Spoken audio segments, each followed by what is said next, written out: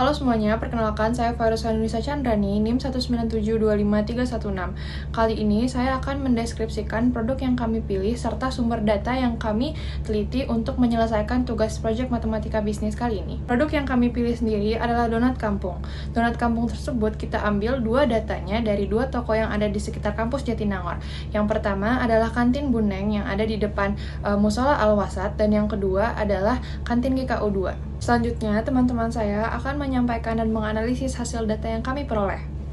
Halo Pak Ida, perkenalkan saya Maria Dinda Rosari dengan NIM 19725-022. Pada bagian pertama ini, saya akan menjelaskan analisis permintaan dan pendapatan maksimum berdasarkan dua titik data, yaitu ketika 100 donat terjual dengan harga Rp5.000 dan ketika 10 donat terjual dengan harga Rp7.000. Dari kedua titik ini, kami membentuk fungsi permintaan linear dan diperoleh persamaan PQ sama dengan 7.222 min 22,22Q. Artinya, semakin banyak jumlah donat yang terjual, harga optimal cenderung menurun. Berikutnya, fungsi pendapatan dihitung dari rumus RQ sama dengan PQ dikali Q, sehingga diperoleh hasil RQ sama dengan 7.222Q min 22,22Q kuadrat. Grafiknya berbentuk parabola terbuka ke bawah sehingga memiliki pendapatan maksimum. Kemudian, untuk mencari titik maksimum, kami mengambil turunan pertama, sehingga R aksen Q sama dengan 7.222 min 44,44Q, lalu disamakan dengan 0, sehingga diperoleh hasil jumlah optimal adalah sekitar 163 unit atau donat. Ketika kuantitas 163 disubstitusikan kembali ke fungsi harga, diperoleh harga optimum sekitar Rp3.600 per unit. Pada kombinasi tersebut, pendapatan maksimum yang bisa dicapai adalah sekitar Rp586.823. Sehingga secara ekonomi, hasil ini menunjukkan bahwa menurunkan harga dari kondisi awal bisa saja meningkatkan pendapatan, tetapi hanya sampai titik optimum. Setelah melewati titik itu, pendapatan justru menurun karena harga terlalu rendah dibandingkan tambahan jumlah penjualan. Sekian dari saya, terima kasih. Perkenalkan, nama saya Elshana Britani Victoria, dan sekarang saya akan menjelaskan biaya marginal dan biaya produksi dari produk yang telah kami analisis. Pada biaya marginal, data yang terkumpul dari kantin Musola adalah harga satu donat, yaitu Rp5.000 dengan biaya produksi sebesar Rp4.000 dan laba sebesar Rp1.000. Sedangkan pada kantin GKU 2, harga donat yaitu Rp7.000, biaya produksi Rp5.000 dan keuntungannya sebesar Rp2.000.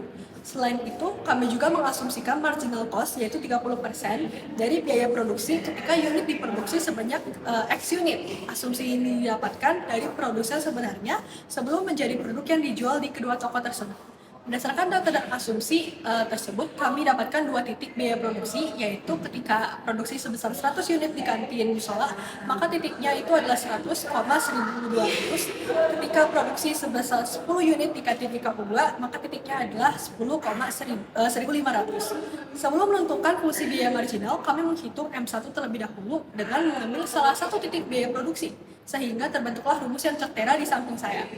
Kemudian didapatkan hasil M1 kira-kira minus 3,33. Lalu untuk mencari M0, substitusikan M0 pada fungsi di bawah ini, sehingga didapatkan M0 kira-kira 1533. Fungsi MCQ pun diperoleh seperti yang berada di samping saya.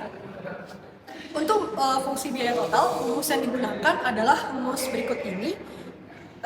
Dengan C0 merupakan fixed cost, dan kami asumsikan fixed cost itu sebesar Rp1.500 dihitung dari Rp5.000 dikali 30%, dan Rp5.000 itu merupakan tingkat harga dari produksi tertinggi, sehingga didapat fungsi biaya total yang telah diintegralkan menjadi fungsi berikut ini.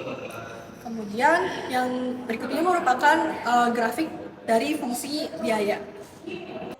Perkenalkan, saya Indi Desi Majati. Saya ingin menjelaskan mengenai jumlah produksi yang memaksimalkan pendapatan dan laba. Fungsi laba diperoleh dari rumus pendapatan dikurangi biaya, PQ sama dengan RQ min CQ. Lalu, setelah disubstitusi, fungsi laba yang kami peroleh adalah sebagai berikut. Lalu, untuk mencari jumlah produksi yang memaksimalkan laba, kami uji turunan pertamanya sama dengan 0, sehingga menghasilkan Q sama dengan 138. Artinya, laba maksimum dicapai ketika perusahaan memproduksi sekitar 138 unit. Setelah itu, kami lakukan uji turunan kedua untuk memastikan bentuknya adalah benar maksimum, di mana turunan keduanya adalah min 41,12. Karena hasil turunan kedua bernilai negatif atau kurang dari 0, sehingga benar bahwa titik tersebut adalah titik maksimum laba. Lalu, untuk mengetahui jumlah produksi yang memaksimalkan pendapatan, kami melakukan uji turunan pertama dari fungsi pendapatan yang sudah terlampir pada bagian A, yaitu R aksen Q sama dengan 7.222 min 44,444 Q. Kemudian kami lakukan uji turunan pertama sama dengan 0. Yang dari sini diperoleh Q sama dengan 163, yang artinya pendapatan maksimum terjadi ketika produksi sekitar 163 unit. Setelah itu, kami lakukan uji turunan kedua untuk memastikan bentuknya adalah benar maksimum, di mana turunan keduanya adalah min 44,44 karena hasil turunan kedua bernilai negatif atau kurang dari 0, sehingga benar bahwa titik tersebut adalah titik maksimum pendapatan. Pada hasil perhitungan, biaya marginal bersifat menurun, sehingga semakin banyak kuantitas yang diproduksi, maka semakin rendah pula biaya produksi per unit. Ini menunjukkan bahwa adanya konsep economic of scale dalam kasus ini, di mana efisiensi produksi meningkat pada level output yang lebih besar. Sekian dari saya, terima kasih. Perkenalkan, saya Golda Gavrila dengan NIM 19725.028.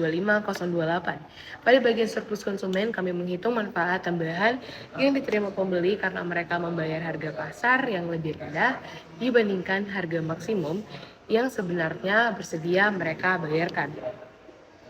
Kami menggunakan fungsi permintaan PQ sama dengan A kurang BQ dengan nilai A 7222 dan B 22,22 serta harga pasar 532,67.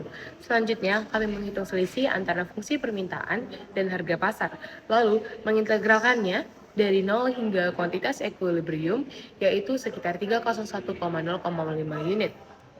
Dari hasil substitusi ke dalam rumus integral, diperoleh nilai A kurang P kali Q 2013822,79 kemudian dikurangi dengan B per 2 kali Q kuadrat 1006911,54 rupiah. Selisih kedua area ini menghasilkan surplus konsumen sebesar kurang lebih 1006911,25 rupiah. Angka ini menunjukkan bahwa konsumen mendapat manfaat ekonomi yang cukup besar karena harga pasar berada jauh di bawah nilai maksimum yang masih dianggap layak oleh mereka. Perkenalkan, saya Vini Vanessa dengan NIM 19725.076. Selanjutnya kami akan menghitung surplus produsen, yaitu manfaat yang diterima produsen karena mereka menjual barang pada harga pasar yang lebih tinggi dari biaya minimum yang diperlukan untuk memproduksi setiap unit.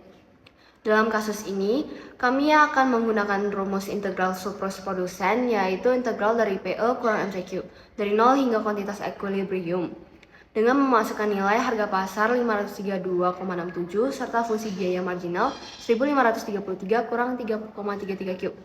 Kami menyusun integral 3,33 Q kurang 1000,33 dari 0 sampai 301,05. Hasil perhitungan menunjukkan bahwa bagian positif dari integral menghasilkan sekitar 150.000 sekian, namun bagian negatifnya bernilai sekitar 301,000 sekian. Ketika kedua nilai ini digabungkan, surplus produsen menjadi negatif, yaitu kurang 150.000 rupiah sekian.